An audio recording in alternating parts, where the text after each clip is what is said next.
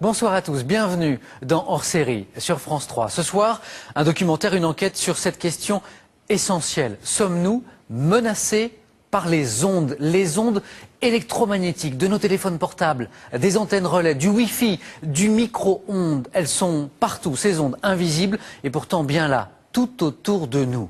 En France, dans le monde, des scientifiques, des associations s'alarment. Et si ces ondes pouvaient provoquer des cancers, des troubles neurologiques?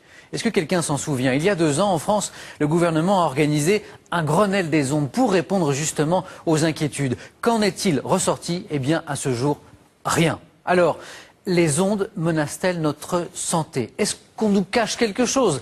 Pourquoi les scientifiques sont-ils aussi divisés sur cette question? Est-ce que ce sont les pressions des grands opérateurs qui expliquent l'inaction du gouvernement? Serions-nous à la veille d'un scandale majeur de santé publique comme celui de l'amiante, par exemple?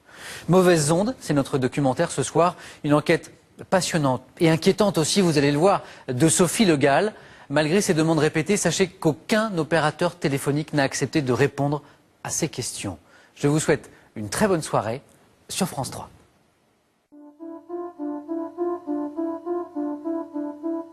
Elles sont inodores, elles sont invisibles, et pourtant elles sont bien là. Ce sont les ondes électromagnétiques. Micro-ondes, Wi-Fi, téléphonie mobile, jamais une technologie ne s'était développée aussi vite. En 15 ans, le portable s'est imposé à tous, que l'on soit adolescent ou adulte. 64 millions de portables sont en activité pour 64 millions de Français. Plus de 100 milliards de minutes de téléphone portable ont été consommées en 2009. Les technologies des ondes se sont déployées sans que les scientifiques soient certains de leur innocuité. Les chercheurs s'affrontent encore à coups d'études contradictoires. Mais certains d'entre eux sont convaincus de la dangerosité des rayonnements de ces appareils. J'utilise un téléphone, mais chaque fois que je peux, j'utilise une oreillette parce que vraiment ce que j'ai vu sous le microscope m'a fait peur. Des normes sur les ondes électromagnétiques ont été adoptées dans le but de protéger la santé. Quand un utilisateur téléphone avec un téléphone qui est conforme, est-ce qu'on risque strictement rien pour notre santé?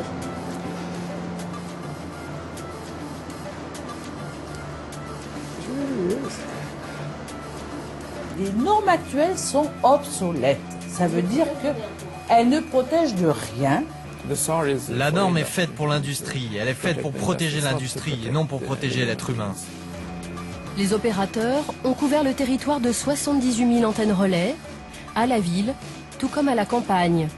Les habitants qui vivent à l'ombre de ces pylônes s'inquiètent et s'interrogent. En France, il n'existe plus d'espace sans antenne. On voit ici des débuts d'embryons, encore des débuts d'embryons. Ce qui leur faisait peur, c'était le fait d'associer un enfant malade à l'antenne relais. Désormais, les technologies sans fil sont partout. Nous vivons dans un monde d'ondes. Le monde entier est infesté par ces ondes. Vous en avez absolument partout et il n'y a aucune possibilité de revenir en arrière. Nous sommes tous les cobayes de la plus grande et de la pire expérimentation.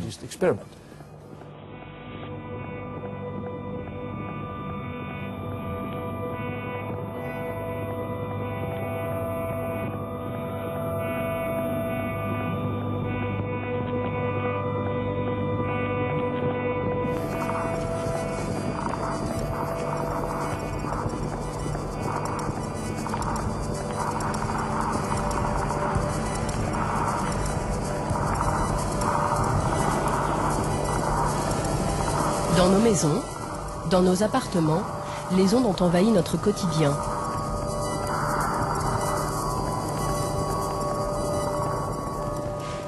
Éric Damas est ingénieur au CRIREM, un laboratoire indépendant spécialisé sur le champ électromagnétique. Il se rend à notre demande dans cet appartement parisien, représentatif des logements français d'aujourd'hui. Bonjour. Bonjour. Je me permets d'entrer. Grâce à ces sondes, l'ingénieur va pouvoir détecter les ondes électromagnétiques des appareils et des technologies sans fil présentes chez Karine. Alors comme équipement dans votre maison, vous avez quoi en particulier? Dans la cuisine, un micro-ondes. Vous mettez pleine puissance, puis vous le lancez. Donc là, à cette distance-là, j'ai quasiment 4 volts. Donc quand vous vous en servez, restez pas à proximité. 4 volts par mètre, ce micro-ondes est parfaitement dans les normes. Pourtant, les ondes émises par cet équipement inquiètent Eric Damas, tout comme ce téléphone fixe sans fil qui rayonne autant qu'un téléphone portable. Donc là, j'ai 5 volts, 5,62. Et forcément, quand vous téléphonez, vous mettez ça contre votre oreille. Oui. Et en plus, sur les téléphones de maison, c'est des conversations qui ont tendance à être beaucoup plus longues. Oui. Donc c'est une pollution que je trouve majeure.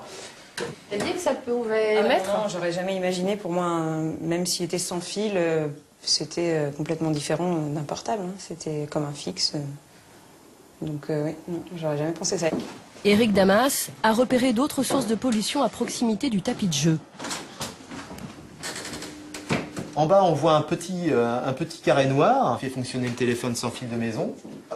Près de cette antenne qui sert pour le téléphone sans fil, là, j'ai 3 volts 5. Presque, voilà, je suis passé à 4 volts 5. Et puis là, sur l'antenne Wi-Fi, j'arrive à du 3 volts. Le Wi-Fi et la base du téléphone sans fil émettent dans les normes, mais l'ingénieur a tout de même une réserve. Alors. Là, on est encore dans une zone beaucoup trop proche de ces ondes. Par rapport à ça, moi j'appliquerais le principe de précaution. C'est un public très très sensible. Donc le mieux quand on voit ça, c'est les préserver, quoi. Dans le doute, moi je pense qu'il faut mieux s'abstenir.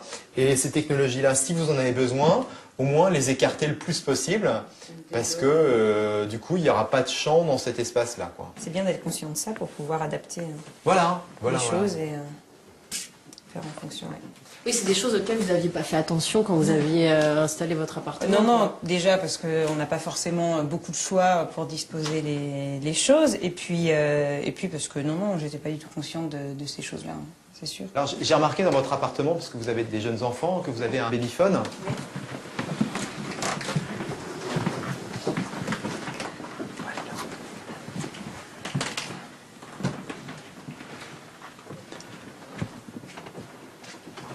L'appareil.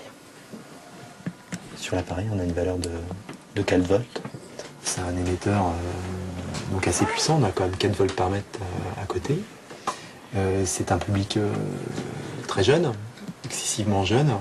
Donc par rapport à ça, par rapport à ce type de champ, c'est vrai que c'est peut-être pas une technologie très adaptée, quoi.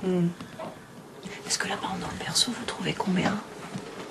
Donc si je me mets, si je me mets là, au niveau de ses pieds, j'ai quasiment 2 volts, 2 volts là. Comme la plupart des Français, Karine et sa famille ignorent tout des ondes qui les entourent.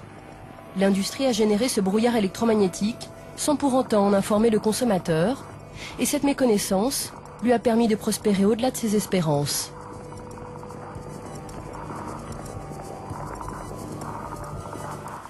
Dès le début des années 90, les appareils qui émettent un champ électromagnétique rencontrent un succès phénoménal. Les plaques à induction, utilisant un champ magnétique, elles cuisent 2 fois plus vite. Progression aussi pour le four à micro-ondes, déjà presque un classique.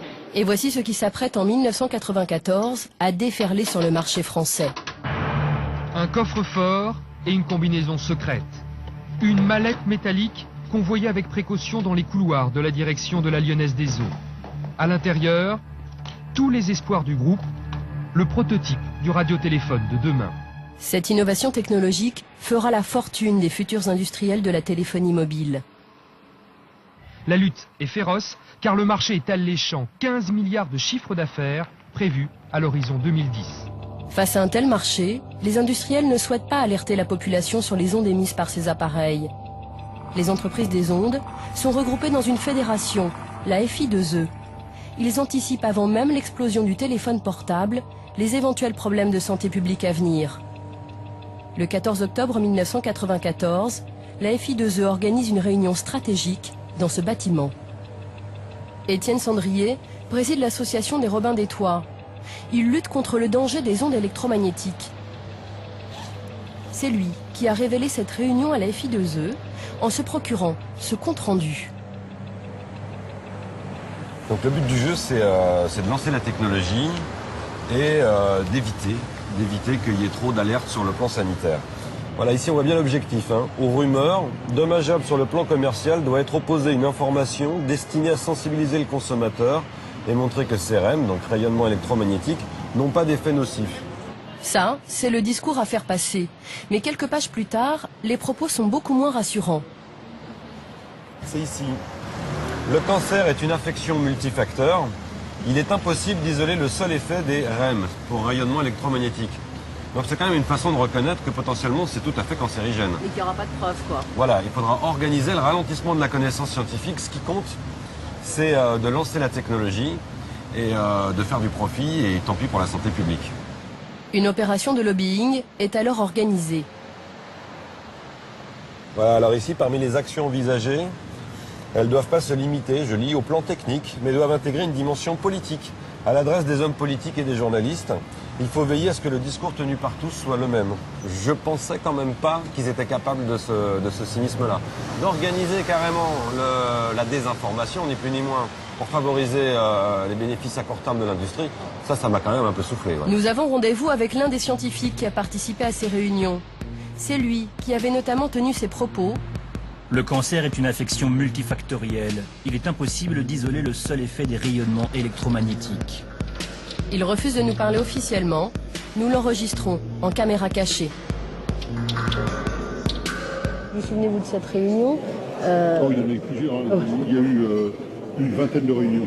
Ah, il y a une vingtaine de réunions comme ça? Ah oui, à FI2E, ça durait 3 ans.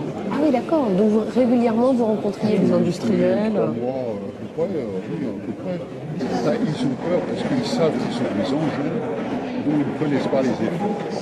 Mais ce qu'il y a, c'est que, si vous voulez, le marché a été plus vite que la recherche. La recherche, c'est long. Quand vous mettez une recherche en marche, vous l'avez pour 3 ans. En 3 ans, le téléphone portable a été multiplié par 10. Oui, donc on a vendu sans vraiment connaître les réels effets, quoi, en fait, parce que la recherche n'allait pas assez vite par rapport à l'industrie. Mais ils avaient peur de quoi sur le plan commercial, en fait? Qu'il y ait une peur panique que les gens contre tous les rayons. Et donc que ça entache leur vente, quoi, en fait. Fleurat, en pleine campagne creusoise. En s'installant ici il y a 27 ans, les Jeanjean n'imaginaient pas qu'un pylône viendrait leur gâcher la vie et qu'ils se retrouveraient au cœur d'une controverse scientifique. Nadine et Alain avaient construit eux-mêmes leur maison au milieu des champs pour vivre au plus près de la nature. Qu'est-ce qu'il y avait ici avant? Eh ben, nos volailles. Nos volailles que nous élevions depuis 1984. Date à laquelle on a habité. Enfin, c'était un choix de vie. Le cadre de vie était magnifique. Nous étions en pleine campagne. On avait un idéal, jardiner, élever notre propre volaille pour notre consommation personnelle. Et puis voilà. Le 11 novembre 1998 est venu s'installer ce pylône, sans concertation bien sûr. Oui. Quelques mois plus tard, c'est l'hécatombe dans la basse-cour. En gros, il y en avait sur 12 œufs, la naissance était de 1 à 3, à peu près. Alors qu'avant ? Avant, c'était sur les 12, 10, 11, à peu près. Ah oui, il y a une vraie différence. Ah oui, il y a une grosse différence même. Donc le problème qu'il pouvait y avoir, il n'y avait que le changement, c'était le pylône qui était arrivé là. Je ne vois pas d'autres événements, quoi. Et quand vous en parliez aux personnes âgées qui connaissent bien, enfin qui ont de la volaille et tout ça, les gens ils réagissaient comment par rapport à vos histoires? Ils me disaient que c'était pas possible. Non, les gens disaient mais c'est pas possible. Mais si, c'était possible chez nous. D'ailleurs, à force de nous dire c'est pas possible, c'est ce qui nous a un petit peu obligés, entre guillemets, à prendre des photos et à garder une trace de ce que l'on pouvait voir. Parce qu'effectivement, tout ce qu'on nous disait était complètement incohérent avec ce que l'on observait de nouveau dans notre basse-cour, quoi. Pendant 5 ans, ils ne vont quasiment trouver dans leur poulailler que des poussins morts. Ils changent même de variété de poules, rien n'y fait, ils finissent par abandonner leur élevage. Ce qui reste de cette époque, ce sont ces photos. Voilà, l'étalage de poussins morts à différents stades de maturité, vous voyez. Alors, vous n'avez jamais vu ça, vous? Ah non, jamais. Non. Nadine Jeanjean veut comprendre ce qui leur arrive. Elle tente d'alerter les hommes politiques et se rend même en 2002 au Sénat. Un colloque qui est organisé à destination des sénateurs pour les informer, mais surtout les rassurer sur les ondes électromagnétiques. Car de plus en plus de riverains s'inquiètent des antennes relais. Mesdames, Messieurs, je vous remercie d'avoir été aussi nombreux présents aujourd'hui. Ça suppose donc qu'il y a sans doute quelques petits problèmes. En tous les cas en France, mais aussi dans d'autres pays européens et aux États-Unis, les inquiétudes du public se cristallisent autour des antennes relais. Nadine Janjon prend la parole. Madame. Bonjour, je suis Nadine Janjon et j'habite en Creuse dans un joli département qui est encore enclavé, mais j'ai la malchance d'habiter à peu près 50 mètres d'un pylône et à 20 mètres qui est situé à 20 mètres de notre propriété. Alors moi je veux bien qu'on nous taxe d'effets psychosomatiques au niveau de nos personnes, mais nos œufs c'est pas psychosomatique.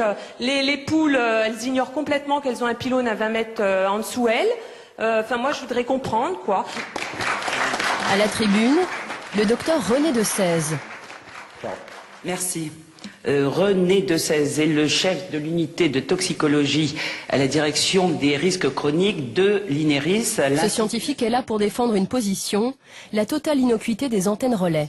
Maintenant, si les antennes étaient la cause des pathologies de ces personnes-là, les consultations auraient dû doubler ou tripler dans les 3 ou 4 années qui viennent de passer. Alors, ça ne me paraît pas être le cas. À la fin de la conférence, Nadine Janjon interpelle René de Sèze. Je suis allée le voir avec les photos que j'ai encore au jour d'aujourd'hui, donc de 2002 à l'époque, et je lui ai demandé ce qu'il en pensait. Il a regardé les photos très attentivement, il a pris le temps de m'écouter, de regarder les photos, puis il a tout remballé, puis il m'a dit « je ne suis pas vétérinaire ». Donc voilà la réponse que j'ai eue à l'époque. Je ne sais pas quelle réponse il aurait au jour d'aujourd'hui, mais c'est vrai que quand on n'a rien cherché, qu'on se sent victime de tout ça, alors qu'on n'est absolument pas contre le progrès, c'est la grande claque. C'est la grande claque. René de Sèze ne semble pas sensible à ces problèmes. Pourtant, au même moment, il est mandaté par Bouygues Télécom pour coordonner une étude sur les embryons de poulets exposés au téléphone portable. Une étude qu'il aurait tenté par tous les moyens de discréditer. Cette étude, c'est le professeur Madeleine Bastide qui la lance la première à la fin des années 90. Aujourd'hui décédé, cet immunologiste de la faculté de Montpellier expose des embryons de poulet à un téléphone portable qui émet en permanence pendant les 21 jours de couvaison. Et les résultats qu'elle obtient sont édifiants.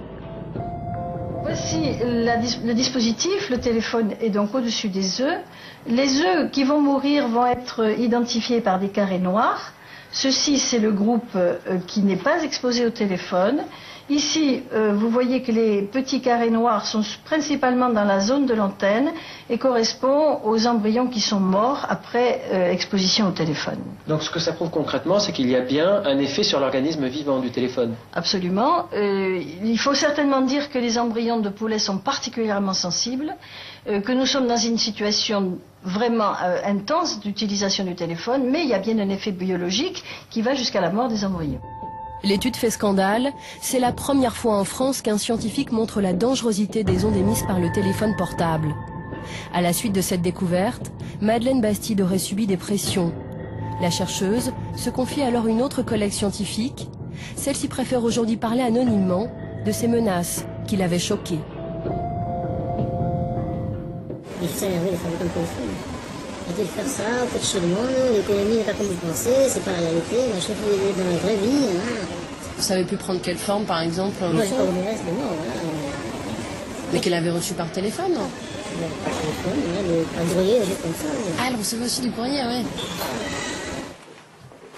Nadine Janjon, de son côté, décide de s'adresser à Madeleine Bastide. J'entre en contact avec elle directement par téléphone. J'ai trouvé une dame charmante qui a été très attentive, qui, elle, en tout cas, n'était pas indifférente à notre cause et m'a dit, en fait, j'ai l'impression que vous êtes en train de reproduire avec des antennes ce que moi je fais avec un téléphone. Les deux femmes entretiennent une correspondance. Dans ses lettres, la scientifique explique qu'elle a le sentiment d'être sur écoute. Elle marque que pour tout résultat ou information, il est préférable que nous communiquions par courrier, plus lent, mais beaucoup plus discret pour les longues oreilles qui doivent scruter nos emails et téléphones. Très souvent, elle disait qu'il fallait mieux s'écrire par voie postale que de s'écrire par email ou de se dire les choses réellement par téléphone. Alors c'est vrai que ça paraît surprenant quand on est des gens comme nous qui étions préoccupés par une situation qui nous dépassait. Mais oui, je pense qu'elle se sentait épiée quelque part, quoi, parce qu'elle dérangeait. Malgré tout, la chercheuse ne perd pas espoir et signe. Ne jamais oublier que c'est David qui a gagné contre le monstre Goliath. Mais les intimidations se poursuivent. Un membre de la famille de Madeleine Bastide est alors le témoin d'un coup de fil anonyme que la chercheuse reçoit à son domicile. Ce proche, nous l'avons rencontré, mais il n'a pas souhaité témoigner officiellement sur cet appel qui les avait tant inquiétés. On a eu l'impression d'être sur écoute parce que le jour, quelqu'un lui a téléphoné de façon anonyme en lui faisant écouter une bande. Et cette bande, c'était la reproduction d'une conversation dans son propre bureau à la faculté. Et c'était sa voix qu'elle entendait en fait. C'était sa voix, absolument. Ah oui, d'accord. Donc ça veut dire qu'il y avait des micros qui avaient été placés dans le bureau, ça avait été persuadé. Alors je suppose que c'est pour l'impressionner, pour qu'elle arrête ses travaux. Elle n'a jamais su qui était à l'origine de ça en fait. Non. Elle a cherché à savoir, mais c'est impossible. Parallèlement, l'opérateur Bouygues Télécom approche Madeleine Bastide pour répliquer ses travaux, c'est-à-dire refaire l'expérimentation et voir si les scientifiques arrivent au même résultat. Ils choisissent Florence Batelier, alors chercheuse à l'INRA, pour mener la réplication. J'ai été contactée par René Decèze, qui avait été lui-même nommé par la société Bouygues Télécom pour constituer un groupe afin de répliquer les travaux de Madeleine Bastide. René Decèze, le scientifique qui disait ne pas être vétérinaire, est donc choisi par Bouygues Télécom pour diriger cette nouvelle étude sur les œufs de poulet. Donc là, on va dans la salle micro pour mirer les œufs dans le noir. Florence Batelier n'est plus chercheuse à l'INRA. Elle revient pour nous dans son ancien laboratoire avec son assistante. Ce sont ce type d'œufs qu'elles avaient exposés au téléphone portable pour reproduire exactement l'étude de Madeleine Bastide. Et elles arrivent à la même conclusion. Au cours des réplications qu'on a faites, quand on regroupe tous les résultats, on a une différence significative entre le lot, donc dans la même pièce, entre le lot qui a été exposé au téléphone et celui qui n'a pas été exposé au téléphone. Donc la mortalité embryonnaire est plus forte dans le lot exposé au téléphone. D'accord, donc en fait vous retrouvez à peu près les mêmes résultats que Madeleine Bastide. Voilà, on n'a pas les mêmes chiffres, mais ce qui est important, c'est qu'on a confirmé la tendance à observer une différence de mortalité entre les deux lots. Donc ce qu'on voit, c'est effectivement l'effet du téléphone portable néfaste sur le vivant. Sur un organisme vivant, tout à fait. Ces résultats vont mettre 6 ans à sortir. Ils ne seront publiés qu'en 2008, sans publicité dans la communauté scientifique. René Decèze, le coordinateur de l'étude choisie par Bouygues Télécom, ne semble pas satisfait des résultats de Florence Batelier, qui montrent l'effet néfaste du portable. On n'arrivait pas à se mettre d'accord sur un consensus. Bouygues Télécom voulait qu'on leur rende une feuille format A4 signée de tous les collaborateurs et on n'arrivait pas à le faire. C'est-à-dire que vous aviez du mal à vous mettre d'accord avec René Decèze en fait? On n'arrivait pas à être... Ouais, enfin, on n'arrivait pas à trouver un consensus pour résumer les résultats comme ce que je viens de vous lire, quoi. Le téléphone portable a 2 effets. Il augmente légèrement la température ambiante et il émet des ondes électromagnétiques. Pour René Decèze, seul l'effet thermique, c'est-à-dire la chaleur dégagée par le téléphone portable, impacte sur la santé des embryons de poulet. Selon Florence Batelier, ce sont les ondes qui sont à l'origine de cette surmortalité. On a quand même la connaissance, et il y a des références bibliographiques citées dans l'article, d'une assez bonne tolérance des embryons de poulet à des variations de température telles que celles qu'ils ont pu connaître au cours de ce travail. C'est-à-dire que lui, il pensait que la mortalité, la surreprésentation de la mortalité des embryons était liée à l'effet thermique et pas aux ondes en fait. Voilà. Et ça, vous n'étiez pas d'accord avec cette conclusion-là. Voilà. Ça vous étonne qu'il n'ait pas du tout soutenu cette étude? Enfin, je n'ai pas grand-chose à commenter là-dessus. Hein.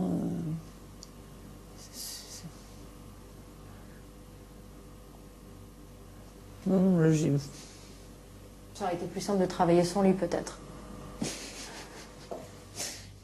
Pour le proche de Madeleine Bastide, qui avait suivi le déroulé de l'étude financée par Bouygues Télécom, René de Sèze aurait tout fait pour ralentir l'expérimentation de Florence Batelier. De Sèze a tout fait pour freiner des cas de fer. C'est-à-dire? Il a contesté certaines écoles de l'expérimentation en disant oui, mais la chambre d'incubation n'est pas comme ceci, n'est pas comme cela, ou la bonne température, c'est pas la bonne température. Enfin, il a cherché par tous les moyens de freiner. Parce qu'il voyait quand même que, en gros, ça se confirmait. Donc il cherchait par tous les moyens à démontrer qu'en fait, ça se confirmait, mais les règles étaient faussées au départ. C'est une certitude qu'il a cherché à tampiner le système. Qui est ce scientifique, choisi par Bouygues Télécom? René de Sèze est un habitué des colloques. En France, il est l'un des chercheurs les plus en pointe sur les ondes électromagnétiques. Devant un parterre de scientifiques et de cadres de la téléphonie mobile, il expose une étude qu'il vient de mener sur l'une des dernières innovations de l'armée. Les micro-ondes de forte puissance qui pourraient servir à immobiliser des manifestants récalcitrants. Qui pourraient éventuellement être utilisés pour la neutralisation de foules en mouvement, pour les intimider. Alors forcément, lorsque nous interviewons René de Sèze sur la dangerosité du téléphone portable, c'est avec détachement qu'il répond à la question. Pour vous, aujourd'hui, le téléphone ne présente aucun problème pour la santé des gens? Non, je continue à utiliser mon téléphone, mais je n'ai pas d'inquiétude. Et depuis l'étude Interphone, j'ai sorti le kit oreillette de sa boîte et je l'ai promené un petit peu dans ma poche, donc je considère la possibilité de l'utiliser. Mais vous ne l'utilisez pas? Non, pas vraiment. René de Sèze évolue dans l'univers de la téléphonie mobile depuis 19 ans. Il connaît tous les représentants des opérateurs, au point parfois de se donner des coups de main. C'est le cas aujourd'hui avec ce salarié de Bouygues Télécom qui l'aide à mettre en place une nouvelle expérimentation. Si on peut t'inviter une demi-journée pour venir voir le système et puis donner un avis. Et vous pouvez t'amener en fait à travailler ensemble sur... Je vais vous donner un exemple. Quand on a commencé ce travail, on a demandé à s'ils pouvaient nous prêter des antennes pour faire des essais, pour mettre au point, des choses comme ça. Et puis ils ont des capacités de calcul aussi qu'on n'a pas, donc ils calculent... Entre le chercheur et l'opérateur, tout se fait de manière très informelle. Ah oui, donc vous avez été associé bon, je ne pas formellement, c'est-à-dire que c'est pas intégré dans un projet où il y a une participation comme ci, comme ça, mais il y a un coup de main. D'accord, oui, c'est pas une participation financière claire. Chercher les compétences que Comment travaille ce chercheur? Quels sont ses liens avec l'industrie de la téléphonie mobile? C'est à l'INERIS, dans son laboratoire, qu'il a accepté de nous recevoir. Je voulais vous montrer une étude. Est-ce que vous la connaissez, cette étude? Absolument, oui. J'ai participé donc à ce travail. En fait, nous l'interrogeons sur le rôle qu'il a joué dans l'étude de Florence Batelier, financée par Bouygues Télécom. Oui. Parce qu'il y a eu une première étude faite par une chercheuse, Madeleine Bastide, qui montre une surmortalité embryonnaire des embryons de poulet exposés au téléphone portable. Cette étude a été un peu décriée, donc une réplication est organisée, c'est celle-ci, et elle montre la même chose. Non, pas vraiment. Nous, on a interviewé Florence Batelier, elle dit, voilà, je trouve les mêmes effets que Madame Bastide et je trouve les mêmes résultats. C'est un point de vue, on est d'accord. Mais c'est la personne qui dirige l'étude quand même. Oui, tout à fait. Mais vous étiez plutôt en désaccord avec ces conclusions, en fait. Tout à fait, je ne suis pas... Je pense que l'explication de la mortalité n'est pas complètement traduite par cet article. C'est-à-dire? Ce que je vous ai dit, c'est-à-dire que le fait qu'on voit une augmentation de température avec les téléphones de l'étude et qui n'est pas rapporté dans ce travail parce que ça n'a pas été contrôlé. Parce que vous, quand vous aviez entendu parler de l'étude de Madeleine Bastide et donc des résultats inquiétants qu'elle trouvait, qu'est-ce que vous en aviez pensé, vous, à l'origine? Je pense qu'il ne faut pas faire téléphoner les œufs de poulet. Mais c'est peut-être pas fait pour ça. Aujourd'hui, René de Sèze parle avec ironie de cette publication. Mais une fois l'interview terminée, il confie que Bouygues Télécom craignait la médiatisation de cette étude très embarrassante pour les opérateurs. Ce que ça donne. Je pense qu'ils sont plus inquiets du retentissement médiatique que ça pourrait avoir, si c'était le cas, que du résultat lui-même, qui, après, dont les retombées dépendent du bruit médiatique que ça fait ou pas, quoi. Ah là, ils sont tranquilles, parce que c'est totalement passé inaperçu. Bah oui, mais bon.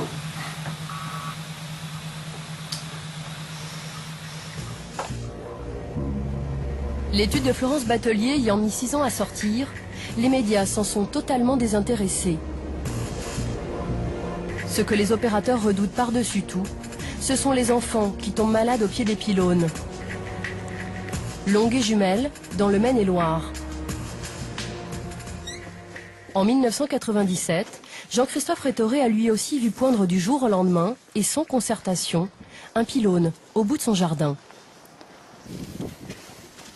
Donc il y avait une antenne relais de 46 mètres de haut qui était implantée juste derrière la piscine, là, qui était à peu près à une petite dizaine de mètres de la palissade, là, de la haie. Là. L'installation de ces antennes relais marque pour Jean-Christophe Rétoré le début du cauchemar. Cela commence par sa volaille, lui aussi en élevait, et jusque-là, avec un très bon rendement. C'est-à-dire que j'avais à peu près 80% de taux de réussite et 20% de mortalité. Et on va dire qu'une fois que l'antenne a été mise en place, j'ai eu le phénomène inverse. 20% de réussite et 80% de mortalité, quoi, à peu près. Mais l'histoire ne s'arrête pas là. Quelques mois après la mise en service des antennes relais, sa petite fille Lucie, de 2 ans, tombe malade. Elle a une leucémie. Avec sa femme, il garde un souvenir douloureux de cette époque. Le dossier de... Oui, sur l'antenne. Sur l'antenne. Mauvaise période, ça. On peut les regarder aujourd'hui, mais pendant un moment, on avait du mal un peu à les regarder, quoi. Il commence à s'interroger sur les causes de la maladie de Lucie. On avait quand même eu beaucoup de choses qui étaient assez bizarres dans les mêmes moments. C'est-à-dire, pour avoir notre première fille, on n'avait eu aucun souci. Pour avoir notre deuxième, Lucie, ma femme a fait plusieurs fausses couches. En fin de compte, avec le recul, on a pu voir que dans les mêmes périodes où l'antenne a été mise en place, on a eu les problèmes de fausses couches, des problèmes d'élevage de volailles qui étaient assez bizarres, et la leucémie de notre fille. Donc, tous ces facteurs, dans une période relativement courte, ont fait qu'on s'est quand même vraiment penché sur cette question d'antenne qui, auparavant, on ne s'était pas posé plus de questions que ça, quoi. Elle était à côté de chez nous, elle était à côté de chez nous. Un petit peu... Les Rétoré contactent la société SFR qui a installé les antennes relais. Ils me disent que on risque rien, il n'y a aucun danger, il n'y a aucun souci, que si elle est malade c'est pour une autre raison, mais que effectivement le facteur déclenchant que moi je leur propose, c'est pas ça. Qu'est-ce que vous leur répondez, vous, à ça ? Eh ben moi je leur dis tout simplement, je veux bien vous croire, j'y connais rien, je suis pas un scientifique, je suis monsieur tout le monde, et à partir de là, je veux bien vous croire, mais apportez-moi la preuve que mes enfants ne risquent rien à proximité de l'antenne. Apportez-moi la preuve, ça veut dire que vous demandiez quoi en fait ? Moi je demandais qu'ils me fassent un courrier écrit en me disant voilà, vous êtes à proximité d'une antenne relais, on vous certifie que vous ne risquez rien. Et alors ce courrier ? Et alors ce courrier, j'ai jamais eu. Jean-Christophe Rétoré et son épouse continuent de se battre. SFR les convoque alors en septembre 2001 dans ses locaux pour leur faire une proposition. Quand on arrive là-bas, en fin de compte, ils nous annoncent qu'il nous faut une proposition de rachat de notre maison. Donc on est un petit peu abasourdi par rapport à ça. Et en même temps, ils nous présentent un courrier qui est ici, mais qui est un courrier qui est déjà préparé, qu'on doit recopier, dans lequel il est stipulé que, en fin de compte, on s'engage à vendre notre maison. Et en contrepartie, on s'engage aussi à ne plus communiquer avec les médias concernant ce dossier. Voilà, c'était un petit peu le deal un petit peu de ce courrier. Donc on est un petit peu abasourdi parce qu'on n'y allait pas du tout pour ça. Et une décision, il nous demande de prendre une décision relativement rapidement par rapport à ça. Donc vous l'écrivez sur place en fait. Donc sur place, en fin de compte, on recopie exactement ce qui est déjà en modèle, quoi. On a un modèle pour faire ce courrier, quoi. Et donc on recopie ligne à ligne, mot à mot, tout ce courrier, quoi. Donc c'est marqué, c'est pourquoi mon épouse et moi-même avons pris la décision de déménager de Longué-Jumelles. Nous tenons à vous préciser que si notre proposition est acceptée rapidement, nous nous abstiendrons de participer à l'avenir à tout débat et à toute communication sur les antennes de téléphonie mobile, car l'essentiel pour nous est de retrouver au plus vite la sérénité dans notre vie familiale. Voilà. Ce qui leur faisait peur, c'était le fait d'associer un enfant malade à l'antenne relais. Donc là, pour nous, ça ne leur a Ça nous a paru très clairement, très rapidement, qu'en fin de compte, ce qu'il voulait pas être associé, il voulait pas être associé à la maladie d'un enfant. Finalement, le rachat de la maison ne se fera pas. Les employés de SFR expliqueront aux Rétoré que la direction à Paris a fait machine arrière. En contrepartie, SFR démonte l'antenne. Le pylône de 46 mètres tombe en 2003. Jean-Christophe Rétoré filme leur victoire et sa petite fille Lucie.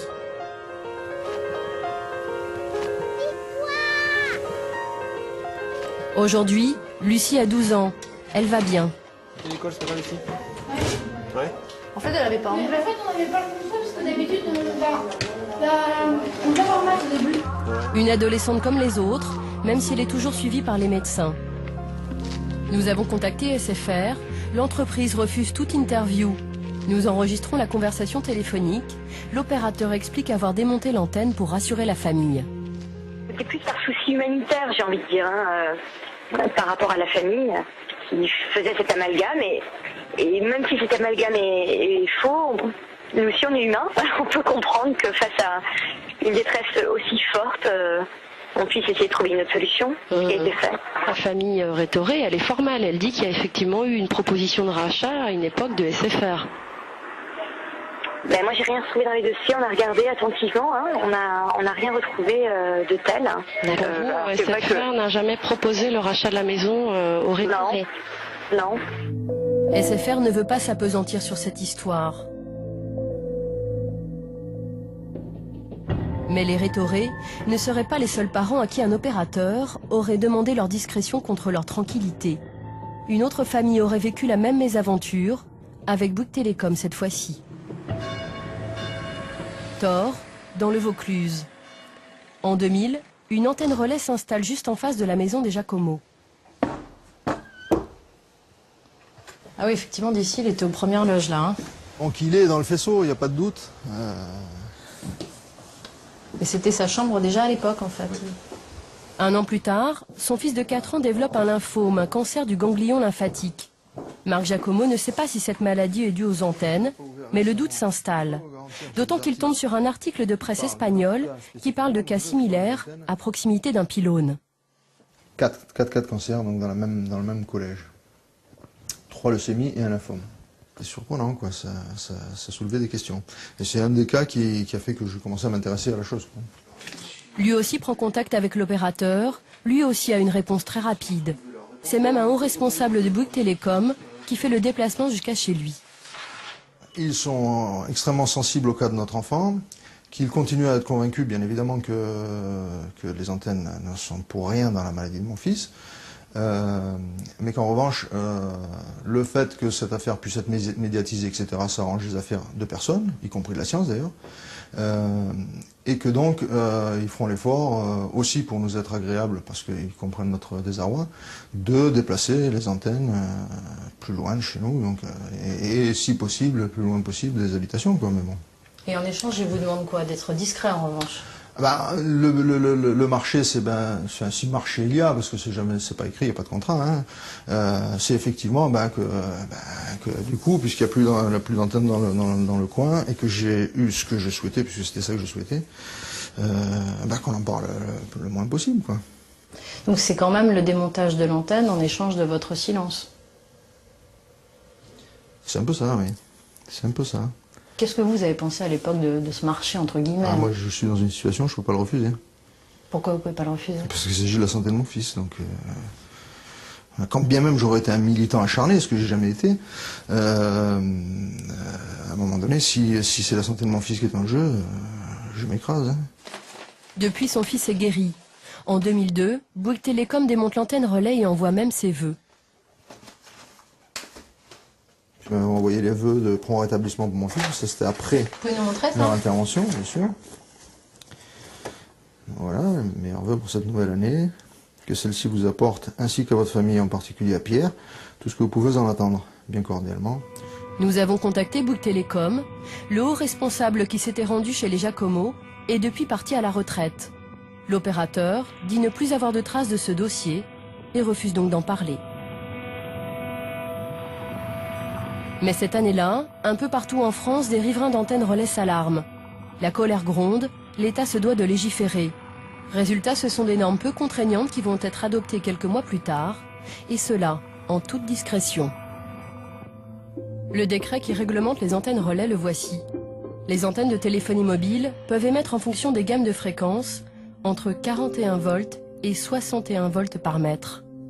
Des valeurs très importantes comparées à d'autres pays européens qui à ce moment-là ont déjà adopté des normes d'exposition dans les lieux de vie 10 fois moins élevées. Luxembourg, 4 volts par mètre. Suisse, entre 4 et 6 volts par mètre. Italie, 6 volts par mètre. La liste des ministres français à avoir signé ce décret est longue. Le Premier ministre, les ministres de l'Industrie, de l'Économie, de l'Emploi, de l'Intérieur, de la Défense, des Transports, de la Culture ou encore de la Santé. Un seul d'entre eux manque à l'appel, et pas des moindres, le ministre de l'Environnement. Pourquoi Yves Cochet, aujourd'hui député vert, n'a-t-il pas à l'époque signé? C'est le fameux décret. Le fameux décret. Qui réglemente les normes sur les antennes relais. Oui. Et là où je suis un petit peu étonnée, c'est que votre nom n'y figure pas, alors qu'il y a de nombreux noms de ministres. Est-ce que vous pouvez nous expliquer pourquoi à l'époque vous ne l'avez pas signé? Oui, en effet. Eh bien, comme il est indiqué, si je me souviens bien, ce décret est marqué fait à Paris le 3 mai 2002. Retenez bien cette date parce que on se souvient du 21 avril 2002. Il est 20h, c'est un coup de tonnerre. Les militants socialistes apprennent que Lionel Jospin, leur Premier ministre, est éliminé dès le premier tour de l'élection présidentielle. J'assume pleinement la responsabilité de cet échec et j'en tire les conclusions en me retirant de la vie politique après la fin de l'élection présidentielle.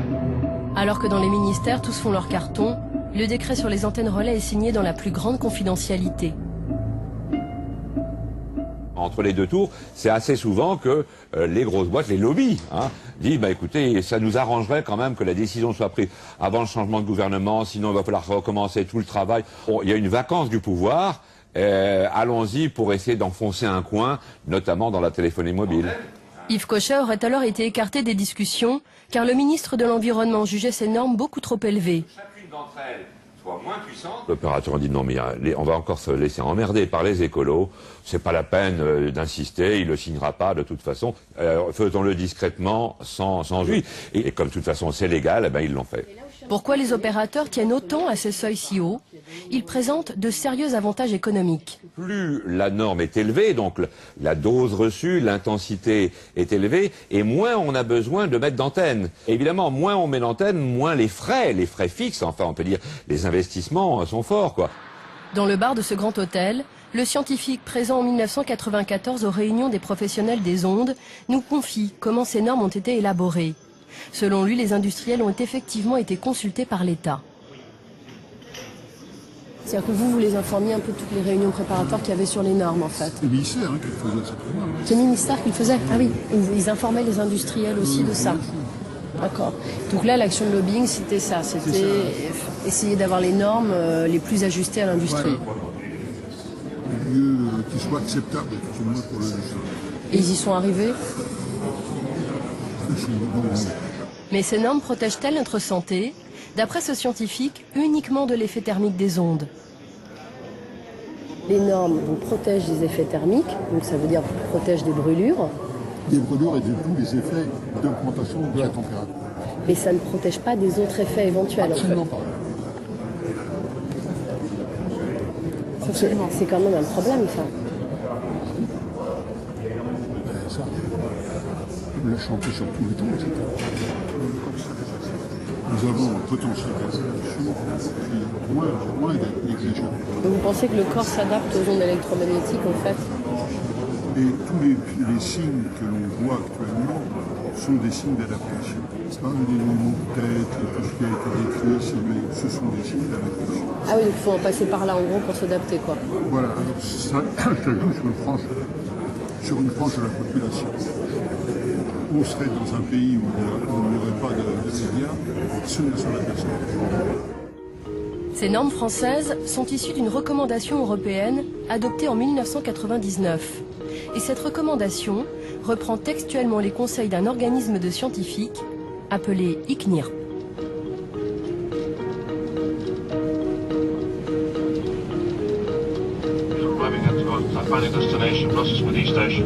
Aujourd'hui, bon nombre de députés européens remettent en cause ces normes qu'ils jugent non protectrices pour la santé.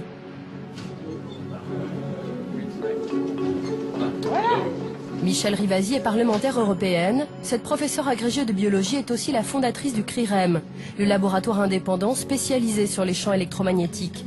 Elle milite pour la révision de ces normes, mais le combat s'annonce difficile. Face à la députée, les entreprises européennes de téléphonie mobile. Frédéric. Pour comprendre le poids de ce lobby, Michèle Rivasi nous fait rencontrer Frédéric Ries, député belge. J'étais pas là hier, j'étais pas bien en fait. Bonjour. Bonjour, Sophie Le Gall. Il y a 2 ans, l'élu se démène pour faire voter une résolution qui demandait des normes plus basses. Immédiatement, elle subit les foudres de l'industrie. J'avais jamais reçu un truc comme ça. Il s'agit d'un courrier envoyé juste avant le vote de sa résolution pour la déstabiliser. C'est une lettre de 2 professeurs éminents, très certainement, ingénieurs électromécaniciens à Prague, qui en 2 pages et demie donc, se sont adressés à l'ensemble des membres de la commission environnement pour démolir le rapport, la moindre de ces initiatives, le rapporteur en passant. Il disait quoi par exemple?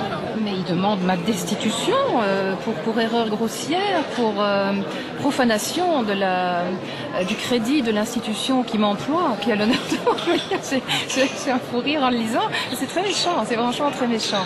Ça veut dire que votre résolution gênait? Elle gênait. Et pourtant, c'est un rapport d'initiative, donc non législatif. C'est dire à quel point ça remuait des intérêts financiers, notamment, importants. Après vérification, l'élu belge s'apercevra que les 2 chercheurs étaient proches du lobby des constructeurs de téléphones. Pour les industriels, pas question de toucher aux normes.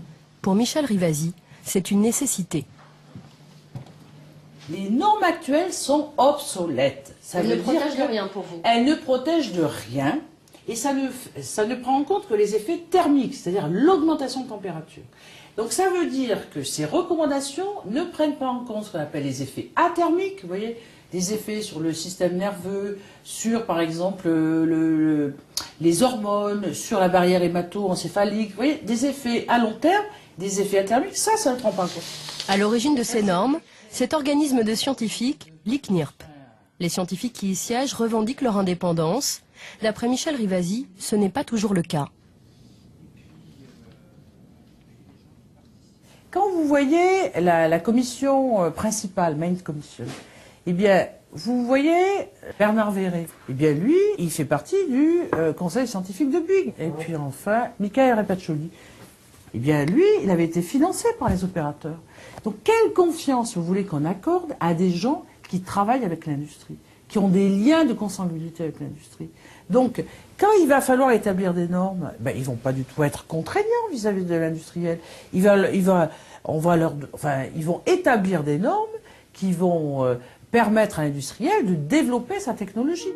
Selon nos informations, l'ancien président de l'ICNIRP, Michael Repaccioli, a été expert pour le compte d'un opérateur de téléphonie néo-zélandais dans le cadre d'un procès contre des riverains d'antennes.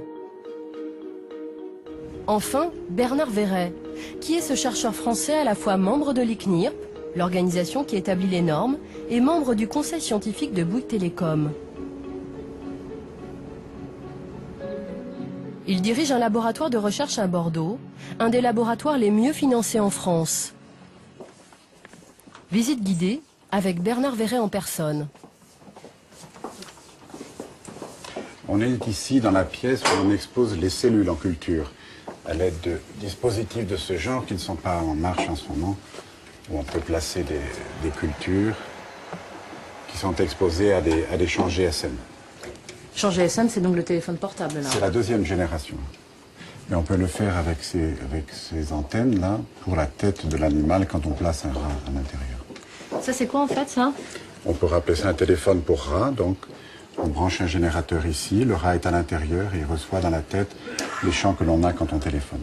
Et parmi les différents labos qui travaillent sur les ondes électromagnétiques en France, votre labo, c'est quoi? C'est le plus gros, c'est le seul qui soit complètement dédié à ce thème.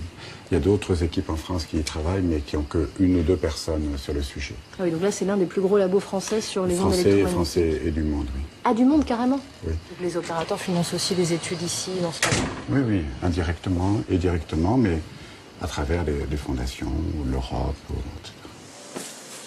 Ces équipes travaillent actuellement sur des souris qu'ils exposent aux ondes Wi-Fi. Mais pour l'instant, ils n'ont trouvé aucun effet négatif. Là, on arrive à la conclusion que l'exposition, qui est quand même très longue, qui couvre la gestation, enfin l'exposition in utero et les 5 premières semaines de vie, donc c'est vraiment, ça couvre l'enfance, l'adolescence, disons, chez l'animal, n'est pas capable d'induire la mort neuronale. Par le passé, le laboratoire de Bernard Verret a beaucoup travaillé sur le téléphone portable, avec des études financées par les industriels, et là non plus, il ne trouve rien. Depuis 15 ans, on peut dire qu'on n'a pratiquement rien, aucun effet, même à des niveaux importants. Donc pour vous, le téléphone portable ne présente pas de risque pour la santé? Non, ça c'est pas comme ça qu'il faut poser la question, on en reparlera tout à l'heure. Qu'est-ce que vous voulez dire par c'est pas comme ça? Parce qu'il y a le risque, il y a le danger, tout ça, il faut en parler tranquillement. On verra tout à l'heure. On ne peut pas dire qu'il y a un risque, en fait, c'est ça que je comprends pas bien. Non, je sais, mais c'est parce qu'il faut en parler avant que je le réexprime, on va en parler, on va s'asseoir et en parler. Manifestement, aborder la dangerosité du téléphone portable agace Bernard Verret, qui souhaite faire une mise au point. Il faut simplement préciser certaines choses pour que l'interview se passe mieux. Bernard Verret fixe ses règles. Il faut d'abord nous asseoir autour de la table pour préparer l'interview. Dans le brouhaha où on présentait donc la réunion, immédiatement vous démarrez, et alors quels sont les dangers du téléphone? Bon, je veux dire, si vous faites votre boulot, mais nous il faut qu'on le fasse le nôtre en face. Disons que les gens ont peur des antennes relais. Bon, encore une fois, ils sont libres. C'est de la paranoïa dans beaucoup de cas. Bon, nous, on leur dit, il n'y a pas d'effet en laboratoire à des niveaux bien supérieurs. Stop, arrêtons les frais. Une fois les choses mises au clair, interview officielle. Pour Bernard Verret, il ne faut pas toucher aux normes de l'ICNIRP. Ce sont de très bonnes normes. C'est bon? C'est bon. On commencerait à risquer quelque chose, comme vous le dites, et là, c'est bon, le bon mot, risquer, qu'à des niveaux qui sont bien supérieurs. Si ça peut être bien, par exemple. Je dirais typiquement 100 fois plus. Nous lui montrons ensuite le site internet de Bouygues Télécom, où son nom figure dans le conseil scientifique. Dans les statuts de l'ICNIRP, il est dit que les chercheurs doivent être indépendants. Vous, pourtant, ça fait 10 ans que vous êtes au conseil scientifique de Bouygues. Et que l'ICNIRP me permet de continuer dans cette situation. Chaque année, je remplis les conflits d'intérêts potentiels, et chaque année, ils me disent, bon, mais pas de problème. Donc, on peut dire on fait partie du conseil scientifique de Bouygues, et pour l'ICNIRP, malgré tout, être un chercheur indépendant. C'est ça l'indépendance à l'ICNIRP, en fait. Ah oui, d'autres membres de l'ICNIRP font partie d'autres choses. L'ICNIRP a des critères précis qui sont appliqués à moi et aux autres, bien sûr. Ah, vous n'êtes pas le seul dans ce cas-là à l'ICNIRP, il y a d'autres scientifiques qui travaillent aussi avec les opérateurs. Travailler avec les opérateurs, c'est pas tout à fait le mot, mais disons que je pense que oui, il faudrait que je regarde à chacun on partage pas nos listes de déclarations, mais si je penchais, c'est possible qu'il y en ait d'autres, je ne sais pas. Il y a peut-être d'autres chercheurs qui sont comme vous dans des conseils scientifiques d'opérateurs, alors qu'ils sont aussi à l'ICNIRP. Voilà, c'est ça. Pour vérifier les propos de Bernard Verret, nous avons sollicité l'ICNIRP à plusieurs reprises afin d'obtenir les déclarations de conflit d'intérêts des autres membres. Ces documents ne nous seront jamais communiqués. Des chercheurs proches de l'industrie qui ont élaboré les normes des antennes relais, mais aussi les normes des téléphones portables. C'est l'Agence nationale des fréquences, un organisme d'État, qui mesure le rayonnement des téléphones portables dans ce laboratoire du Mans.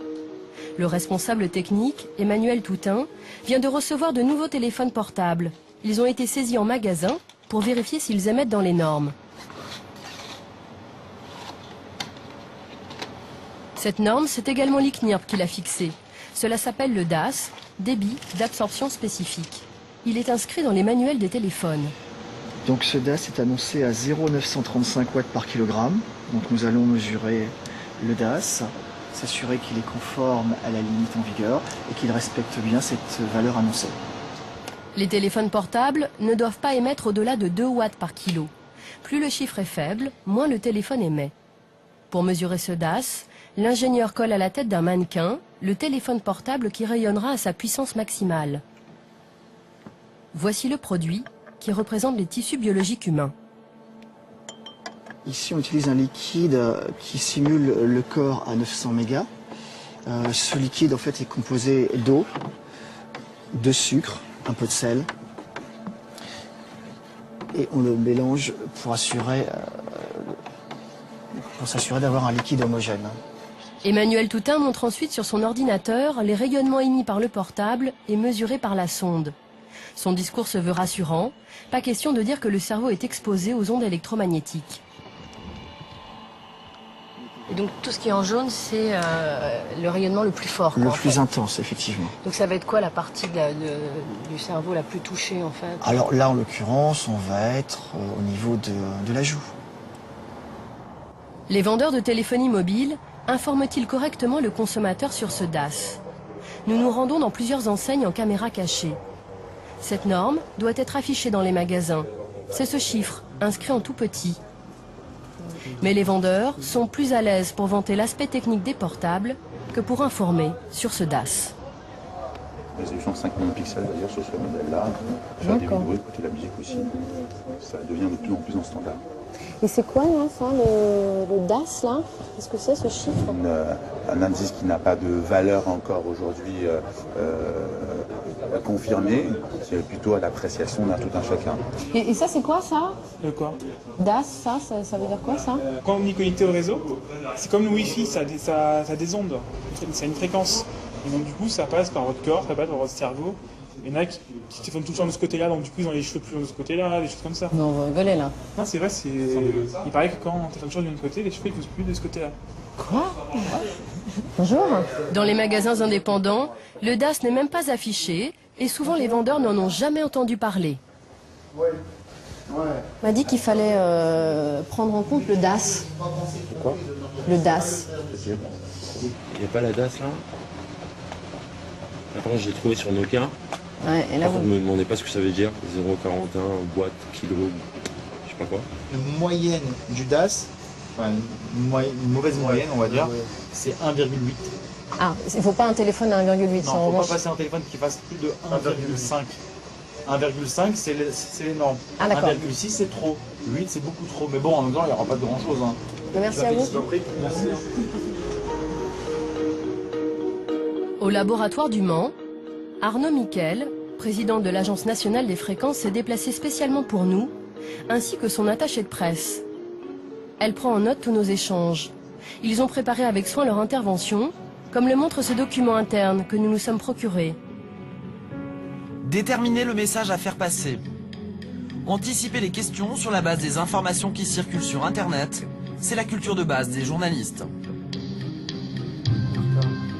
Mais le président de la NFR, chargé de faire respecter les normes, semble bien embarrassé lorsque nous abordons l'aspect sanitaire de ce seuil.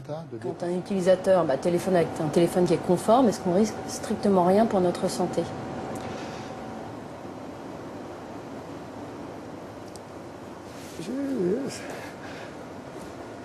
Moi, je ne peux pas vous dire ça, je n'ai pas de compétences en matière de santé.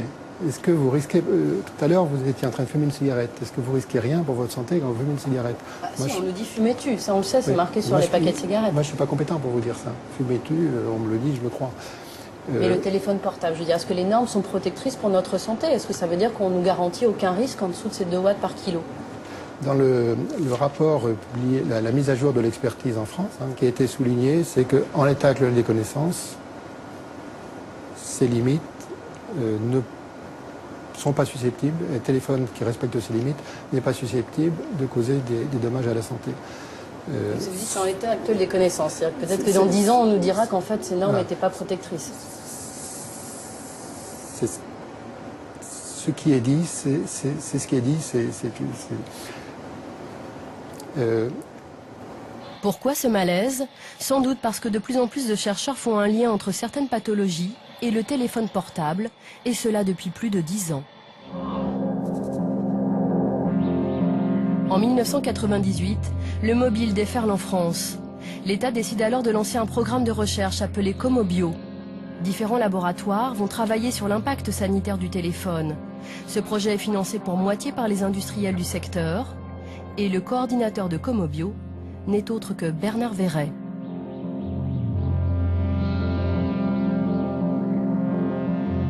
À À l'INSERM de Montpellier, Alain Privat faisait partie des équipes de Comobio. Il est l'un des plus grands spécialistes mondiaux du système nerveux central. À l'époque, ce neurologue expose des cerveaux de rats à des ondes 3 fois plus fortes que les normes du téléphone portable. Au bout de 15 minutes, il voit apparaître des lésions. Il poursuit l'expérimentation en baissant l'intensité des ondes. On a appliqué des doses beaucoup plus faibles d'irradiation, proche du téléphone portable, de l'ordre de 1,5 Watt, alors que les doses admises pour les téléphones portables sont 2 watts. Et cette fois avec des doses fractionnées dans le temps pendant plusieurs semaines. Et on a retrouvé exactement les mêmes lésions. Ce qui veut dire que il y a des traces au niveau du cerveau d'un rat après exposition aux ondes électromagnétiques. C'est-à-dire, quelle question est posée avec cette étude-là, en fait, par rapport à l'homme et l'utilisation du téléphone portable? Eh bien, ça veut dire que, à terme, si vous voulez, pour les gens qui utilisent beaucoup de téléphones portables, pendant peut-être plusieurs minutes, voire plusieurs heures par jour, il pourrait y avoir des modifications dans leur cerveau qui seraient susceptibles de déclencher des maladies comme des maladies graves, comme peut-être l'épilepsie, ou aussi on a pensé à la maladie de Parkinson. Et donc ça vous a un peu inquiété sur le coup? Sur le coup, ça nous a inquiété parce qu'on sait très bien que les cellules qui sont atteintes, ces cellules qu'on appelle des astrocytes, on découvre de jour en jour qu'elles jouent des rôles de plus en plus importants au niveau du système nerveux central. Donc oui, c'est quelque chose qui nous a inquiétés, certainement. Pierre Robineau, lui aussi faisait partie du programme Comobio. Cet ancien directeur de recherche du CNRS de Bordeaux exposait lui aussi des rats aux ondes d'un téléphone portable. Il découvre que la barrière hémato-encéphalique, qui protège le cerveau des substances toxiques, s'ouvre sous l'impact des ondes. Ça permet apparemment l'entrée de substances qui n'ont rien à faire là, que certaines de ces substances peuvent être toxiques, et que d'autres, de toute façon, même si elles ne sont pas toxiques par elles-mêmes, vont entraîner une réaction inflammatoire, donc qui n'est pas saine. Prenons un exemple, par exemple, je sais pas, moi, vous fumez, il peut y avoir des goudrons présents dans votre sang, ils peuvent très bien se retrouver dans le parenchyme cérébral, alors qu'ils n'ont rien à y faire. En plus, bon, il y a un phénomène inflammatoire qui se développe, avec une possible toxicité pour les neurones avoisinants. Donc ça veut dire que les ondes peuvent provoquer en fait des œdèmes dans le cerveau des rats que vous avez étudiés? Oui, c'est même certain que là, dans ces conditions-là, on va avoir au moins un micro-œdème. Inquiet de ces résultats, il conclut en ces termes. Nous postulons que si ces événements se produisent de façon répétée sur une longue période dans le cerveau humain, cela pourrait présenter un risque pour la santé en raison de l'accumulation potentielle de dommages et de substances dangereuses dans les tissus du cerveau. Lorsque Pierre Robineau souhaite publier son étude, il s'oppose au directeur de Comobio, Bernard Verret. Monsieur Verret comptait publier des conclusions qui n'étaient pas les miennes à ce travail. C'est-à-dire en particulier que c'était inapplicable à l'homme, en substance, hein, je résume, hein, alors que moi je pensais que c'est tout à fait applicable à l'homme, ce qui a été vu sur le rat. Voilà, et donc je ne voulais pas retirer cette simple phrase des conclusions qui était que bon, c'était pas montré chez l'homme, bien sûr, mais enfin il n'y avait aucune raison de penser que ces résultats-là ne puissent pas s'appliquer à l'espèce humaine. Nous présentons ce projet d'étude à Bernard Verret où son nom figure. Il est même remercié à l'époque par Pierre Robineau pour sa relecture. Et qu'est-ce qui vous dérangeait à l'époque justement dans son étude? C'était qu'effectivement il posait la question sur l'homme. Est-ce qu'effectivement, parce qu'il dit ça peut être problématique pour l'homme, les résultats que j'ai trouvés. C'est une interprétation. Moi je m'en tiens aux faits. Je lui ai dit, c'est pas probant au niveau scientifique, on ne peut pas publier, je pense que ça n'aurait pas été accepté, bon on arrête là. Et donc comme aucun accord n'a été trouvé à ce sujet, et que M. Verret m'avait dit que je pouvais publier donc mes conclusions à moi, mais qu'il retirait son nom et celui de son laboratoire dans ce cas-là du travail, ça rendait la publication quasiment impossible, sauf pour moi à accepter finalement les conclusions de M. Verret et ne pas publier les miennes. Voilà. L'étude de Pierre Robineau ne sera donc jamais publiée. Alain Privat, de son côté, veut poursuivre ses recherches pour exposer plus longtemps les rats aux ondes électromagnétiques. Mais il n'obtiendra pas les budgets nécessaires. On n'a pas pu continuer parce que les crédits, si vous voulez, qui étaient des crédits publics hein, ou semi-publics, publics-privés, n'ont pas été renouvelés. On a fait une demande qui n'a pas été retenue. Et on vous a dit pourquoi ? Alors on n'a pas dit pourquoi, mais bon, j'ai pu savoir de façon indirecte que finalement les résultats que nous avions obtenus n'étaient pas exactement ceux que l'on attendait. C'est-à-dire C'est-à-dire que bon, l'idée de départ était de montrer que ces ondes électromagnétiques étaient d'une innocuité totale, et c'est pas ce que nous avons montré. Donc vous aviez dérangé avec votre étude ? On peut le dire. Au final, les 2 études du programme Comobio qui montraient les effets néfastes des ondes du téléphone portable n'aboutiront jamais. La France n'est pas le seul pays à s'interroger sur les effets des champs électromagnétiques. En Suède aussi, les chercheurs trouvent. Un scientifique suédois arrive au même résultat que Pierre Robineau. Il découvre lui aussi que les ondes du téléphone portable provoquent des œdèmes dans le cerveau des rats. Lund, une ville universitaire du sud de la Suède. Dès 1999, l'étude de Leif Salford fait grand bruit. Le neurochirurgien est très fier de montrer à Bertil Persson, avec qui il avait mené l'étude, cette une d'un quotidien français. Tu veux voir cette vieille une de Libération? Tu te rappelles, quand on a fait la une après notre publication de 1999, tu vois le cerveau là? Splash. C'est très classe ce splash. Oui, c'est assez classe, oui. Les Français ont été assez intéressés par ce que nous avions trouvé il y a maintenant si longtemps. Ces études, qui ont porté sur 1600 rats, ont été financées sur fonds publics. Sur les coupes de cerveau des animaux, l'impact du téléphone portable est très clair. Ici, vous pouvez voir le cerveau d'un animal exposé à 2 heures de téléphone. Vous pouvez voir qu'il a de l'albumine répartie dans le cortex du cerveau, et il y en a plein. Et c'est donc reconnu que l'albumine en dehors du tissu cérébral n'est pas bon pour le cerveau. On peut voir la même configuration dans les tissus de personnes atteintes d'épilepsie. Ce n'est pas bon pour le cerveau et nous avons montré que les cellules meurent dans le cerveau. Et c'est pour nous la pire conclusion. Pour Leif Salford, les effets nocifs des ondes d'un téléphone portable sur le rat sont tout à fait transposables à l'homme. Quand vous utilisez un téléphone portable près de votre tête, vous êtes dans la situation où la puissance des ondes est suffisamment forte pour ouvrir la barrière hémato-encéphalique, comme chez le rat. Cela signifie que si ce que nous avons vu chez le rat est vrai pour le cerveau de l'homme, il y a de fortes chances pour que cela se produise aussi et pose de graves problèmes dans les années à venir. Cela pourrait altérer la mémoire, le fonctionnement des gènes, occasionner des fuites d'albumine et réellement endommager vos neurones. Ce que Leif Salford voit au microscope sur le rat, un autre chercheur suédois affirme l'avoir vérifié sur l'être humain grâce à des études épidémiologiques. Ce professeur a publié plusieurs études qui ont fait trembler l'univers de la téléphonie mobile.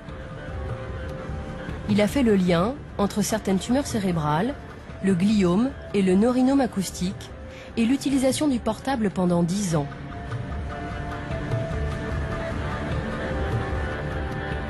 Örebro, à moins de 200 km de Stockholm. À l'hôpital universitaire, l'épidémiologiste travaille depuis la fin des années 90 sur les ondes grâce à des financements publics.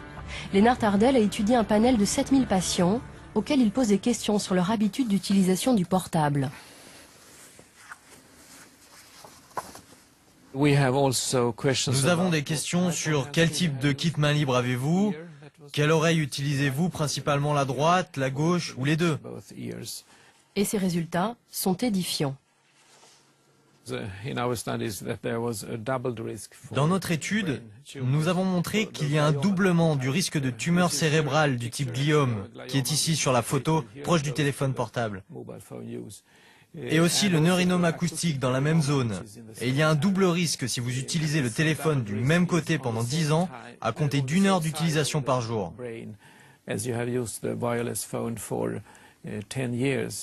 La plupart des tumeurs malignes se développent rapidement. Vous pouvez mourir au bout de quelques mois.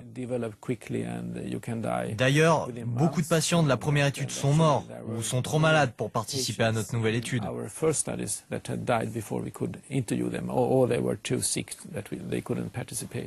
Selon lui, la norme actuelle, le DAS affiché en magasin, ne protège en aucun cas des ondes électromagnétiques du téléphone portable. Le DAS ne reflète pas la réalité. Il est beaucoup trop haut. Le DAS est fait pour l'industrie, il est fait pour les protéger et non pas pour protéger l'être humain. Mais ce qui le préoccupe le plus, c'est l'exposition des enfants. Voici des simulations numériques de crânes de différentes tailles. À rayonnement égal, les ondes qui pénètrent le cerveau d'adulte sont encore plus présentes dans le cerveau d'un enfant de 10 ans et encore plus dans celui d'un enfant de 5 ans. La période de l'enfance est une période de la vie très vulnérable à différentes expositions, y compris aux ondes. Par ailleurs, les rayonnements pénètrent beaucoup plus dans le cerveau des enfants, car le cerveau est plus petit, le crâne est plus fin. Ça signifie que les ondes peuvent donc pénétrer plus profondément.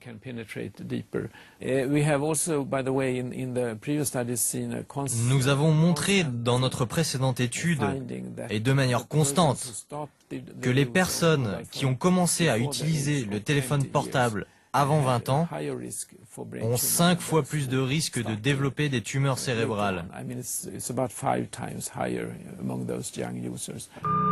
Depuis 2003, le professeur Ardel tire la sonnette d'alarme sur l'utilisation du téléphone portable. La même année, l'agence française chargée de veiller sur la sécurité sanitaire, l'AFSE, rend son premier avis sur le portable et les antennes relais, un rapport très rassurant. D'après ce rapport de l'Agence française de sécurité sanitaire, les antennes relais sont mises hors de cause. Laurence Ragon.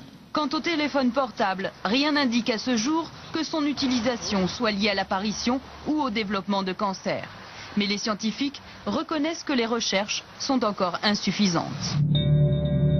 Parmi les principaux experts qui l'ont rédigé, René Dessèze et Bernard Verret. En 2005, nouveau rapport de l'AFSE et toujours les mêmes conclusions, toujours aussi rassurantes. En ce qui concerne les effets sanitaires éventuels des stations de base, le groupe d'experts retient qu'aucune nouvelle étude n'apporte d'éléments indiquant de tels effets. Quelques mois plus tard, un colloque se tient au Sénat sur l'indépendance des experts. Stéphane Kerkhoff de l'association Agir pour l'environnement est présent. Il pose une question anodine sur l'AFSE qui va déclencher un scandale sanitaire. On a quand même énormément de critiques à vous faire parce que les premiers rapports que vous avez pu faire sous votre autorité, notamment sur la téléphonie mobile, étaient un haut lieu du lobbying. À la tribune, le président du conseil d'administration de l'AFSE. Contre toute attente, il désavoue le rapport de sa propre agence. Vous dites, bon, l'expertise sur la téléphonie mobile, elle est pas bonne, elle ne nous plaît pas. L'expertise sur la téléphonie mobile n'a jamais suivi ni de près ni de loin les règles que l'AFSE s'est fixées à elle-même. Donc c'est une expertise que je considère en tant que président du conseil d'administration comme n'existant pas, n'étant pas le fait de l'AFSE, parce qu'elle ne correspond pas au texte que le conseil d'administration lui-même a voté.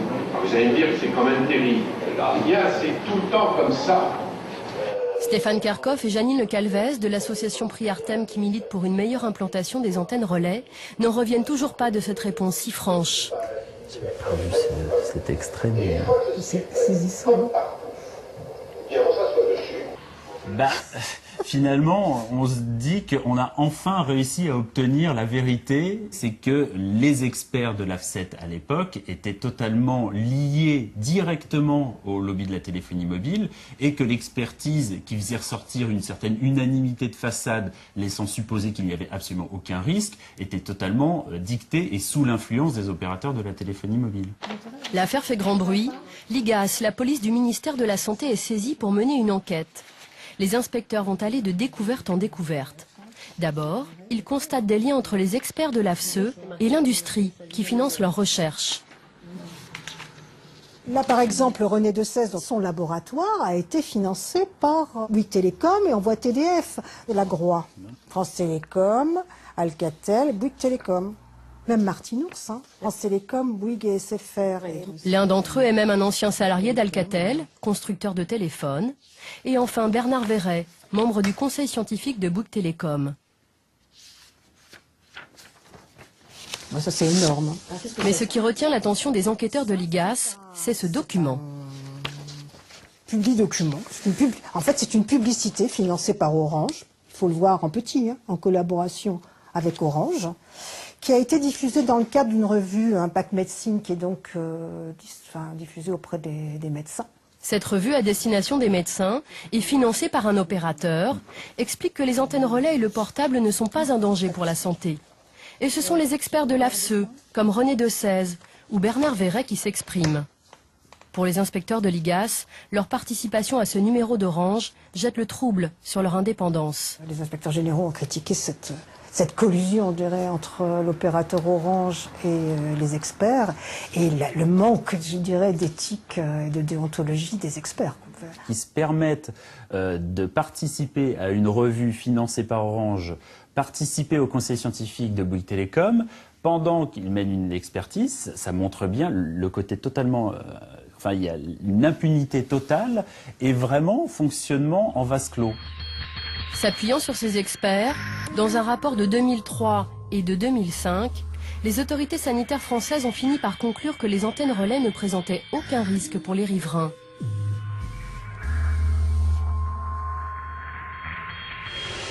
Pourtant, ici à Tassin-la-Demi-Lune dans le Rhône, la justice en a décidé tout autrement.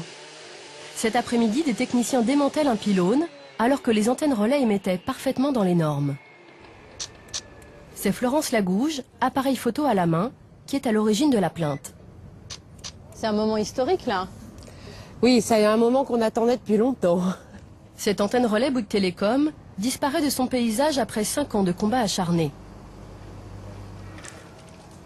C'était une étape de notre vie et vraiment on a lutté contre cette antenne. On a eu la chance d'avoir ce qu'on voulait aujourd'hui, qu'elle se démonte. Mais ça n'a pas été gagné d'avance et ça a été un dur combat. Et tous les riverains d'antenne peuvent vous le dire.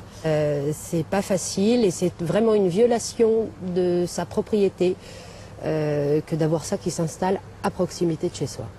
Ils en sont où là? Ça y est, ils l'ont posé. Ses voisins avaient négocié avec l'opérateur l'installation du pylône dans leur jardin contre rémunération.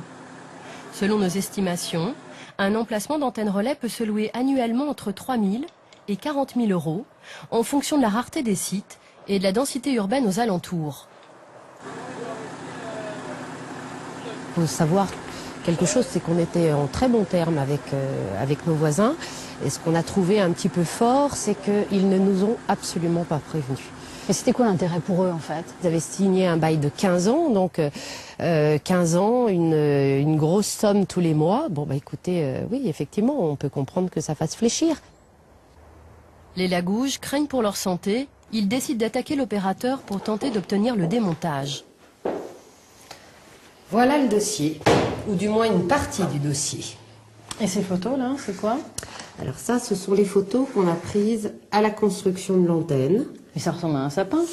Il a été maquillé en sapin, ce qui fait que j'avoue que c'est beaucoup moins agressif qu'une antenne classique.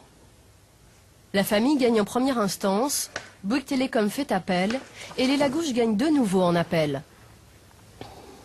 Le tribunal a estimé, s'agissant du risque sanitaire, que exposer son voisin contre son gré à un risque certain et non pas hypothétique comme prétendu en défense constitue un trouble de voisinage dont le caractère anormal tient au fait qu'il porte sur la santé humaine. Écarter le risque dans le cas présent ne peut s'obtenir que par l'enlèvement des installations. Voilà. Donc il nous donnait raison, effectivement. Il pense que, compte tenu des conclusions des scientifiques, on est en droit de se poser la question. Et si on est en droit de se poser la question, on n'a pas le droit de nous l'imposer. Et en quoi ce jugement est si important que ça, en fait? Ce que le gouvernement ne faisait pas, ce qu'une loi ne faisait pas, le juge l'a fait. Le combat de Florence Lagouge, c'est Richard Forget qui l'a remporté. Cet avocat spécialiste des antennes relais est devenu la bête noire de l'industrie de la téléphonie mobile. Il collectionne les plaintes contre tous les opérateurs. Ça, c'est tous les dossiers d'antennes relais qu'on traite au cabinet qui concernent à peu près tous les opérateurs. Vous avez le trio là Le trio complet, tout le monde est là. Vous pouvez nous montrer quelques noms d'opérateurs? Vous avez SFR, Bouygues, Orange, SFR et Orange, Bouygues. Vous avez là, il s'agit des 3 opérateurs aussi. Lorsque les Lagouges gagnent en appel en 2009, Bouygues Télécom ne désarme pas l'entreprise se pourvoit en cassation. Mais quelques mois plus tard, l'opérateur renonce à aller au bout de la procédure, craignant que cette affaire ne fasse jurisprudence. Une surprise pour Maître Forget. On était assez serein, on espérait d'ailleurs qu'il y ait une décision. Et un an après, Bouygues, sans réellement s'expliquer, va se désister de ce pourvoi. Donc en fait, ils ont préféré perdre sur un dossier avec un démontage d'antenne que prendre le risque qu'il y ait plusieurs démontages d'antenne si par exemple vous gagnez en cassation et que ça faisait jurisprudence. C'était ça leur crainte. Oui, je pense que c'était ça leur crainte. Bon, encore une fois, je n'ai pas pu lire les échanges de mes confrères avec leurs clients, mais je pense que c'est ça qui a dû prévaloir. Il faut savoir qu'installer une antenne, c'est très compliqué. La démonter, ça prend aussi un peu de temps et beaucoup d'argent. Trouver des nouveaux sites, je dirais pas que mission impossible, mais c'est très difficile, surtout depuis l'hyper-médiatisation de ces problèmes liés aux antennes relais au téléphone portable. Donc, bien évidemment, ils n'ont pas envie que tout cela se répande comme une traînée de poudre sur tout le territoire et qu'on compte les antennes les unes après les autres qui seraient démontées. Face au juge qui impose le démontage des antennes relais, le gouvernement tente d'apaiser les craintes des opérateurs en organisant la même année un Grenelle des ondes. Dans cette voiture aux vitres fumées, la ministre de l'écologie, Nathalie Kosciusko-Morizet. C'est elle qui est aujourd'hui en charge de l'épineux dossier des ondes, un sujet qu'elle connaît bien. Il y a 6 ans, alors qu'elle était jeune députée UMP, elle avait ardemment défendu l'abaissement des normes. Dans une proposition de loi, elle demandait même que les antennes relais émettent à 0,6 volts par mètre, au lieu des 41 volts actuels. La ministre n'a pas souhaité que nous la filmions en pleine réunion avec les opérateurs et les associations. Est-ce que vous pensez qu'il faut actuellement baisser les normes actuelles sur les antennes relais? Aujourd'hui, ce sur quoi on travaille, c'est évaluer l'exposition actuelle. C'est assez compliqué, hein, des antennes, il y en a plusieurs, origines d'exposition aux ondes, donc évaluer l'exposition actuelle et par des expérimentations, regarder comment on peut techniquement, économiquement baisser l'exposition. Donc on n'est pas en train de baisser les valeurs limites, on est en train de regarder si c'est possible, tout simplement. Mais est-ce que vous pensez qu'il faut baisser les normes actuelles? Aujourd'hui, on n'a aucun indice, si vous voulez, qui nous permette de conclure, il n'y a aucune preuve, que l'exposition aux antennes relais pose un problème pour la santé. Parce que vous, en 2005, vous étiez favorable à ce qu'on baisse les normes. Moi, je suis convaincue que si c'est techniquement et économiquement possible, c'est des questions qu'on doit se poser. Il n'y a pas de preuve aujourd'hui que l'antenne relais nuit à la santé, mais il y a une inquiétude qui traverse la population sur l'exposition aux ondes. Elle élude la question. Nous lui montrons alors sa proposition de loi de 2005. Et vous, donc, vous êtes pour une norme à 0,6 volts, comme vous l'étiez en 2005? Je vous le refais? Non, mais c'est la question, effectivement. La ministre ne souhaite pas revenir sur cette proposition de loi qu'elle avait portée 6 ans plus tôt. En revanche, les normes actuelles, elles ne semblent pas y porter beaucoup de crédit. En termes de réglementation, parce que là actuellement la réglementation c'est par exemple 41 volts par mètre, ça fait partie des normes actuelles. Est-ce que vous pensez que ce sont des bonnes normes? Pour moi, le 41 volts par mètre aujourd'hui ne signifie plus grand-chose. Oui, mais c'est pourtant la norme actuelle en France. Mais oui, mais ça ne signifie plus grand-chose. Quand vous regardez l'exposition ville par ville, en fait on est très loin du 41 volts par mètre. Mais alors pourquoi on garde ces normes? Alors pourquoi on baisse pas les normes? Moi je ne vous dis pas qu'il faut forcément les garder, mais simplement il faut aller au bout du processus d'expérimentation qui est en cours. Aujourd'hui le 41 volts par mètre signifie plus rien en fait. Ça veut dire qu'en tant que ministre de l'écologie, vous allez essayer de faire évoluer les normes? Ça va être partie de vos engagements? Vous êtes complètement obsédé sur ce sujet. Non, c'est une question importante. Je vous dis que la norme de 41 volts par mètre, aujourd'hui, elle ne correspond plus à rien. Selon la ministre de l'écologie, cette norme ne correspond donc plus à rien. Bien sûr. Au revoir. Mais pourtant, il n'est pas question de la changer. La ministre partie, nous espérons enfin rencontrer les opérateurs présents à la réunion. Au fond de la salle, ils sont tous là. Orange, SFR, Bouygues Télécom. Tout au long de notre enquête sur les ondes, nous avions sollicité les services de presse de chacun de ces opérateurs, sans aucun succès. Bonjour, SFR. Je vous rappelle pour vous dire que nous ne souhaitons pas répondre à vos questions dans le cadre de votre documentaire. Oui, bonjour Guy, chez Bouygues Télécom. Bon, j'ai fait un point chez moi sur l'histoire qui vous intéressait. Voilà, je suis bien embêté parce que j'ai absolument aucun porte-parole qui pourrait témoigner là-dessus, vous raconter ce qui s'est passé, pourquoi, quand, etc., etc. J'en suis absolument désolé. Pouvoir faire des images avec Orange, ça c'est pas possible en fait? Non, pas particulièrement. Non, c'est pas un sujet sur lequel on tient. Enfin non. Nous ne donnons pas suite aux demandes d'interview. D'accord, mais pour quelle raison en fait? C'est très étrange. Ben non, parce que c'est pas très étrange. C'est un sujet qui est hautement polémique. Nous tentons une dernière fois d'interviewer les opérateurs. Messieurs, est-ce qu'on peut vous poser quelques questions? Jean-Marie. Ah, c'est vous qui êtes désigné, les autres ne veulent pas parler? Comment? Impossible décidément d'approcher les leaders de la téléphonie mobile. Ils refusent toute interview. Ils ont un représentant commun à tous les opérateurs, chargé de communiquer à leur place. Il s'appelle Jean-Marie d'Anjou et il semble très satisfait de la nouvelle position de la ministre de l'écologie. Est-ce qu'on peut baisser les normes? Parce que finalement, on voit les Il n'y a pas lieu de baisser la norme, la ministre l'a dit d'entrée de jeu, parce que ces normes sont des normes fixées au niveau international par l'Organisation mondiale de la santé. Elles assurent la sécurité sanitaire des riverains. On est dans une question d'acceptabilité sociale. Non, mais vous, en tant que représentant des opérateurs, cette position-là, effectivement, la norme, qui est une norme OMS, n'a pas lieu d'être modifiée. Pour Étienne Sandrier de l'association Robin des Toits, le revirement de la ministre est une grosse déception.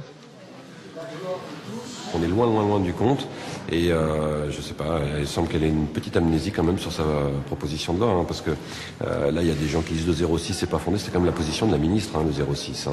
Elle a sorti une proposition de loi sur ce fameux 06. Mais aujourd'hui la ministre de l'écologie, elle dit plus forcément ça en fait. La ministre de l'écologie, on peut dire que pour le moment sa position elle est mobile. Elle n'est pas vraiment dans la santé publique. Les normes évolueront-elles un jour? Connaîtra-t-on l'impact réel du Wi-Fi, du micro-ondes, du téléphone portable et des antennes relais sur la santé des hommes, dans ce monde de plus en plus chargé d'ondes?